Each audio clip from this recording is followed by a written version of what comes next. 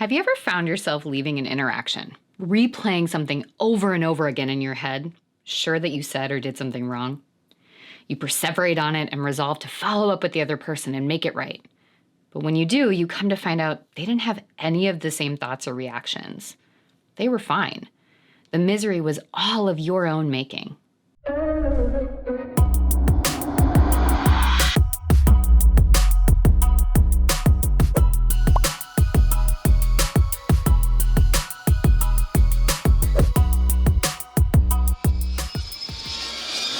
Hey everyone, how's it going? I'm Kira Wackett. Thanks for joining me for another video as we work to empower and equip you with the confidence and skills to write your own story so that you can live a life on purpose. Today we're going to be looking at the role our thoughts can play in our lives when they go unchecked. When riddled with shame and self-doubt, our thoughts can become tainted by negative self-evaluation and can turn any interaction or circumstance into one we feel distress around. I know that place all too well. Leaving an interaction thinking about all the things I did wrong or could have done better. A deep bout of self-flagellation seems to attach itself to any interpersonal experience I endure, from ordering food or checking out at the grocery store to time with my husband and daughter. And what's interesting is to see just how different two parties can respond to the same interaction. I may have moved entirely past something someone said or did, while someone else could have been stewing in their anxiety ever since. So why does this happen? Well, we're programmed with a basic human need for connection. Having a sense of belonging creates a sense of security and rooting within us, and our brain will do whatever it can to protect us from losing that. This is the entry point for shame. Shame is an emotion activated whenever there's a threat, real or perceived, to our belonging. When shame's present, it triggers our anxious and fear response, housed in our old or reptilian brain back here. Now, I made a video that dives deeper into the topic of shame and the role that it plays, so I'll put a link in the show notes for you to go deeper later on. But for now, I want to think about why this is important to know what shame is and where it's located. Because it is literally an entirely separate part of our brain from the logic and reasoning part, up here. So when our shame brain gets turned on, all of our logic and reasoning goes out the window.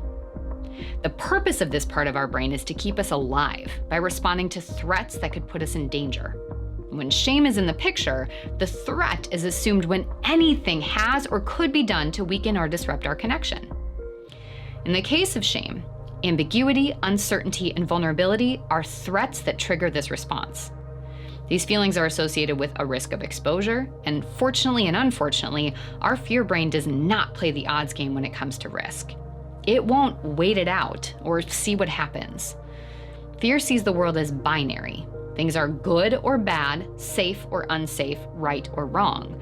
So in these moments, the possibility that things could be bad becomes things will be bad.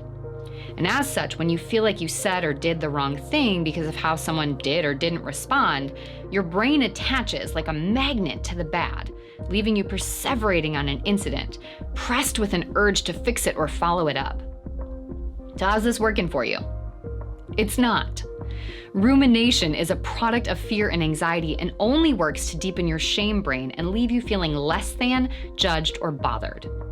The more we ruminate, the more we twist our experiences, making ourselves the negative, juicy center of the storyline, assuming fault and failure for what was likely a neutral or even positive interaction. The reality is, we're not that important in other people's storylines. Sometimes someone might be annoyed or upset with us or find something we do or say weird. They might even feel anxious about the interaction for a bit. But more often than not, they move past it. They process it, acknowledge their feelings, and move on. Or in some instances, don't have any energy or feelings toward the interaction in the first place. By repeating this pattern of interaction to perseveration and correction seeking, we only deepen our shame narrative and give ourselves way more responsibility than is helpful or accurate in our interactions. Now, don't get me wrong.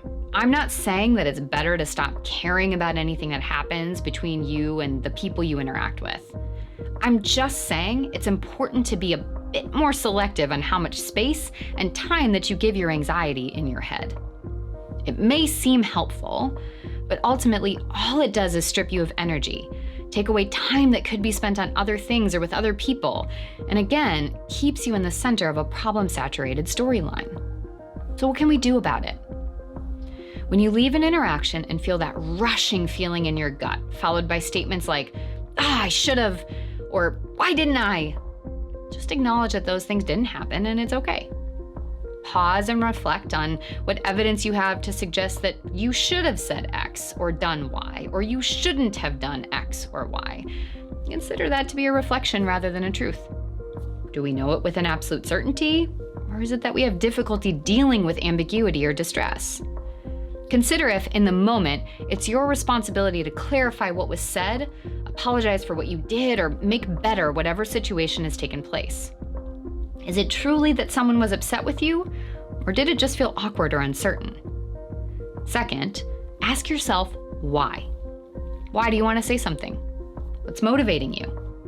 Is it for you or them? I had a recent interaction with someone who's gotten caught in that loop of perseveration over an interaction we had and wanted to connect with me about it to make sure everything was okay. It would seem on the surface they're saying something for me. They want to ensure that I didn't think X when they meant Y, or I didn't feel A when they meant B. But if you go deeper, that was really about them. What difference does it make if I thought that? Would it have changed my life? Probably not. But it may have changed my perception of them, which their shame is worried would affect their sense of belonging. As such, the act of following up was actually rooted in a drive for self-preservation. Unfortunately, we've all given anxiety so much space in our brains, it has a key to every door up there. The only way to begin to take that access away is to bring these moments of pause and reflection into our interactions, and to slowly work on increasing our ability to tolerate our distress, stay in our own story rather than worry about the character that we're playing in someone else's, and show our brain that imperfection is not a threat to connection, but rather something that can bind us all. Now it's your turn. What's one thing that you're going to take from this episode that you can begin to apply to your life today? And as you know, writing things down is one of the best ways to increase our buy-in and reinforce the work we're doing. So leave a comment below. Tell me about your next steps and your takeaways. Ask me any questions, or tell me where you want me to go next so that I can continue to be that support for you in your journey to living your life on purpose. Be sure to take a look at the video notes below to access the shame video that I mentioned and a few other resources that I think would be particularly helpful in this process. And if you like what you're hearing, be sure to subscribe to save yourself the time and energy of having to check back for content and get an alert whenever there's new awesomeness to check out.